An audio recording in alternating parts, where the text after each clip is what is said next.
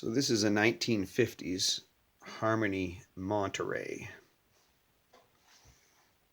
It's a jumbo archtop acoustic with a set of Kent Regal pickups added to it.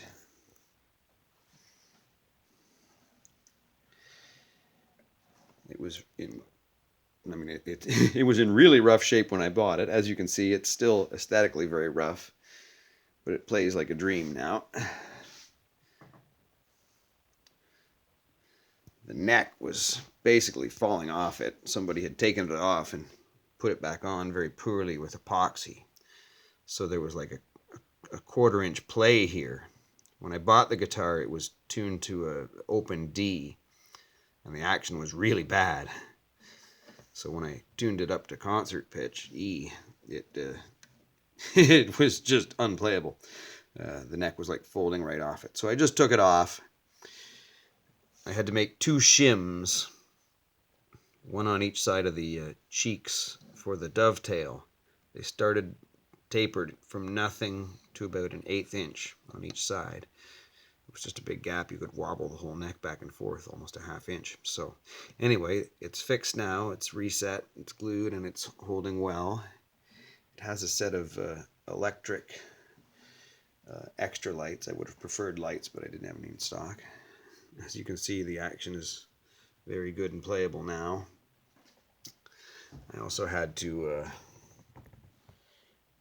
the fingerboard was coming away, so I had to pry it open and get a needle in there and inject some glue and clamp it. As you can see, I didn't do a great job smoothing it out.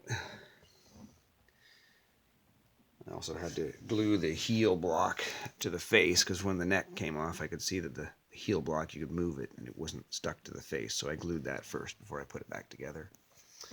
And it came with this really neat set of Regent Regal pickups by Kent. So I put them on. I wanted to avoid it being a complete feedback machine, so I kind of put some rubber washers on all the mounting points. Helps you get the height correct too. I didn't want to put a new hole in the face, so I did that. Rather than put a new hole, I just put a little tab to the old hole.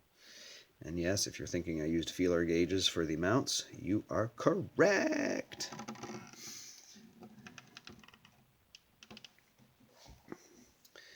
I decided to ditch the stock tuners. They were functional, but one was pretty bent and a little worn. So I didn't really, obviously it's not in the kind of condition where you care about it being original, so I just went ahead and customized it a bit so that it would suit my needs, kind of as a nice electric guitar. I have 3 other vintage archtops with acoustic strings, and maybe I'll do some videos on those one day. But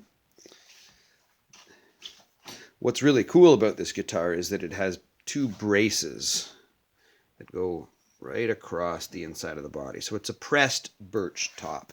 So it's solid, but instead of carving it, of course, which you need a much bigger piece of wood, they would just take a piece of thinner wood and steam press it into place. And the neat thing about this one, it has these open Fs. So it allows you, when they steam bent it, they could put a massive arch to the body. And I guess that these Fs act as relief. As you can see, they're not smooth, right? Like it has carved braces underneath, so it holds that massive arch really well. And the neat thing about it is, supposing you do have one where the neck is starting to fold, the break angle is huge on those strings. So you could put like, you could, if this bridge is too low, it doesn't go low enough, you could just make one even lower. Like, you've always got the break angle you need. So it's good for fidgeting with. And of course, another cool thing is that Elvis used the same model, an H950, as a prop in some of his cheesy movies. So that makes it a really valuable guitar, I think, doesn't it?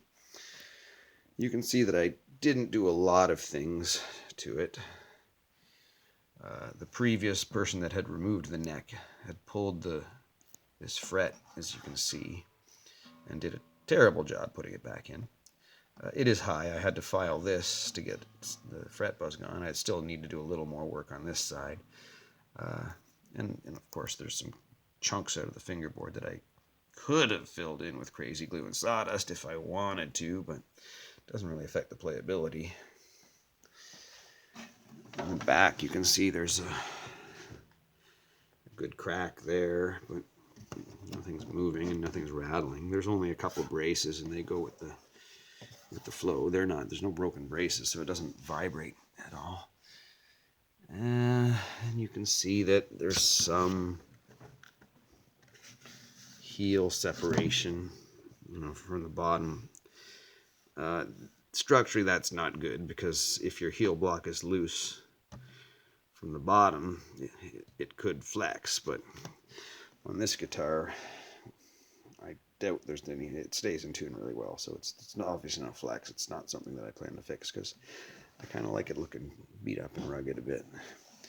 So anyway, that's my Harmony. Thanks for watching. If you want to hear how it sounds, in the description there's a link to a YouTube of a Megadeth song that I perform playing it.